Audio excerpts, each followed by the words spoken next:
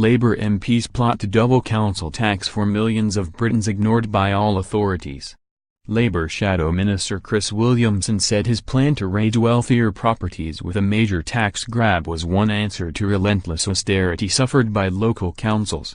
Mr. Williamson insisted his differential progressive council tax plot would win votes in local referendums, needed and able to implement such a rise, as it was about local budgets for the many, not the few. But he admitted he was disappointed none of the party's councils has yet backed the idea, amid fears that it would prove too radial and unpopular with voters. The MP for Derby North stressed his proposal was not official party policy and would be up to local parties to adopt. He said, unless the government has a change of heart, this could be the only way of arresting the cuts and generating some income to start to grow local services. Obviously it would be up to the local area. There is a lot of support for it. Regrettably no local authority has taken the plunge and implemented it yet. I can understand the anxiety because it would no doubt attract a lot of adverse publicity. Mr. Williamson, Shadow Minister for Fire and Emergency Services, wants Labour councils to add a sliding rate of council tax to Band D properties and above, starting at 20% but rising to 100% for those in Band H properties.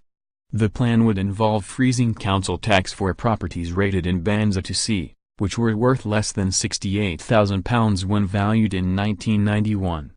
Homes in B and D worth between £68,000 and £88,000 in 1991, which are considered average by Whitehall but viewed as affluent by Labour, would be targeted with increases. 34% of properties in England are Band D or above, meaning 8 million households would see council tax hiked by at least 20%. For those living in the nearly 4 million properties in Band D alone, the plans would add £320 a year to the average bill. Those residing in the more than 2 million properties which are Band F and above would see a rise of more than 50%. And the 271 households currently on Band H would have their council tax double. Councils across the country are currently setting their tax rates and budgets for the coming year, with many including Tory boroughs set to use new freedoms to increase bills by up to 5.99% to meet social care costs.